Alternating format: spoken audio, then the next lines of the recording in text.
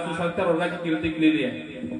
तुमच्यासाठी एवढं सांगणारा मित्र, आए हो इतने दूर वापस कभी जाना नहीं, पायो सत्संगति तब छोड़ दो सब कुमति, बिना भाग्य का यहाँ तक तो कोई आता है नहीं, गुरु ज्ञान के मंजिल सम है दूजा भाग्य कोई।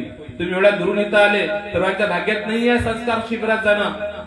आपल्या आई वडिलांनी आपल्याला जन्म दिला ना, आपल्या आयुष्यात आपल्याला आई वडिलांचं जे स्वप्न आहे ते साकार करायचं आहे, तेवढ्या करता आपण फार काळ बिघडलेला आहे, फार वाईट आहे। या गेटच्या बाहेर गेल्यानंतर सगळं वाईटच वाईट आहे, चांगलं कोणी सांगायला तयार नाहीये।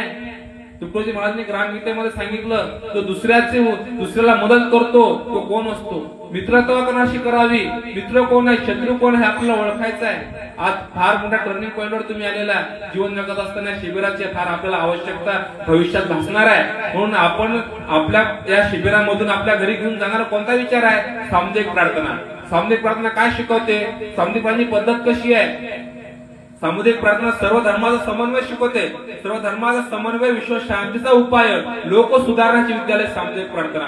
म्हणजे एवढ्यावरच नाही तर आपण कसं जीवन जगलं पाहिजे, उठता बसता बोलण्याचे ज्ञान लाभे मानवीय शिक्षण, मी जीवन जगत असताना मी चाललं कसं पाहिजे, बघतो कसं असलं पाहिजे, नमस्कार कसा केला पाहिजे, माझं जीवन कसं असलं पाहिजे, याचं संपूर्ण परिपाठ म्हणजे सामुदायिक प्रार्थना आहे। सामुदायिक प्रार्थना म्हणजे एका जातीची आहे काय, आपण पाहतो सामुदायिक प्रार्थना।